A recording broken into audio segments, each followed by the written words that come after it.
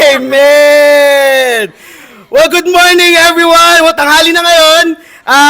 Mamaya kain tayo. But right now, mag-usap muna tayo sa ibang klase ng pagkain. Amen! We have been given the charge of righteousness, love in full bloom. Wives, husbands, let's talk about romance.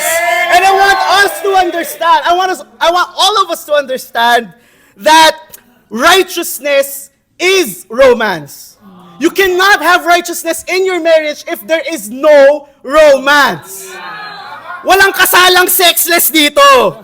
Punta po tayo sa Song of Songs. Oh, let's go. If we are going to talk about romance, then let's go straight to the source. Punta po tayo sa Song of Songs, chapter 1. And interestingly, in Song of Songs, women do a lot of the talking. No?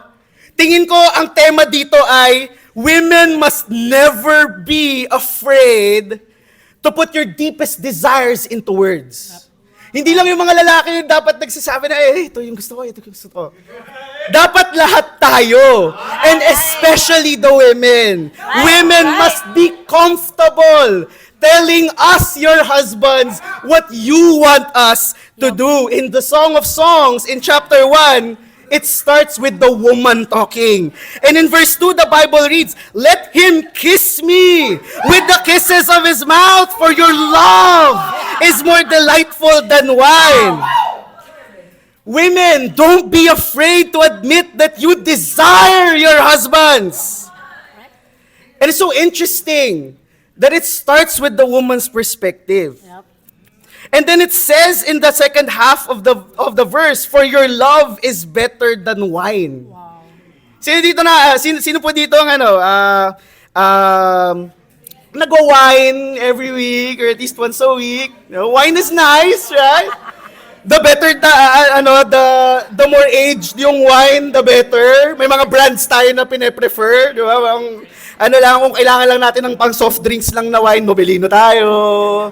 If we want to treat our wives or our husbands, medyo medyo pricier, yung mga nasa 1K per bottle, But wine is good. But it says here that our love for each other must be better than wine. Does your love still allow your spouse to let loose? Like one loosened by wine? Or do they feel wound up, oppressed, or discontented? Kung yung pagmamahal natin parang gamot, gusto ba nating inumin yun, di ba? When sex feels like medicine, it's no good. It has to feel just like the best wine out there.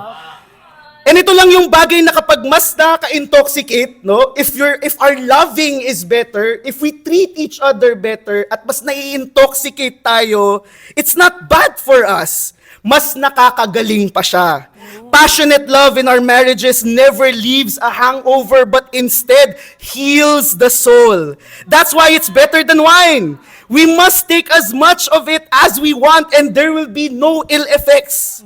You get more of it and it doesn't incapacitate. Instead, it capacitates. Lumalakas ang loob natin. Dumadami yung kaya nating gawin. Mas mahal natin yung mga asawa natin. And that is because we have great sex. Amen. It capacitates. We are energized. But the flip side of that, and I'm talking to the men here, the flip side of that is, are we ready to endlessly, selflessly, tirelessly minister to our spouses by loving them better than the best wine out there? Let me throw myself under the bus here. Sa pagitan namin dalawa, between the two of us, me and my wife, ako po yung nagno-no. Minsan may mga pagkakataon na nagno-no ako. Bakit? Because I'm tapped out. I've been to three light and darkness studies. I've done one kingdom study. I've talked to a problematic brother. Talaga bang gusto mo pa talaga? 11 na. No. I know making love at that moment has to be intoxicatingly good. That's why nagbibilang ako. I would count the cost. Nakakapagod. Hirap ako mag-control. Tapos siya pa mauuna. sa totoo lang, sino po ako para mag-no sa katulad niya? Who am I to reject the woman of my dreams who just wants some, all because I'm having a whiny, selfish moment? Brothers, I'm talking to all the husbands here, get down to work and please your queen. In Song of Songs, verse 3, pleasing is the fragrance of your perfumes. Your name is like perfume poured out. No wonder the young women love you. Brothers, our names must be like perfume poured out. A man of character is a turn-on. Women are turned on by kindness. Women are turned on by strength of character. Women are turned on when we are good fathers and loving brothers and giving sons. Is our name, our reputation, like ointment poured forth, mabango, attractive, at value-adding to the community and to everyone around us? A man of value to his community is an irresistible asset to his wife, and she will desire to be with such a husband.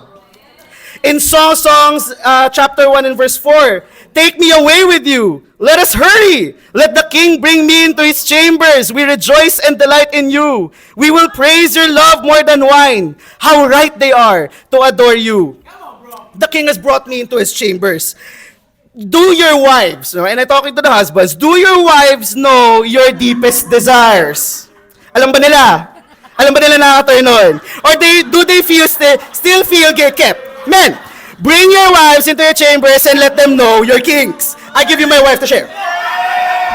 So, I only have one practical for us sisters. Just have open communication.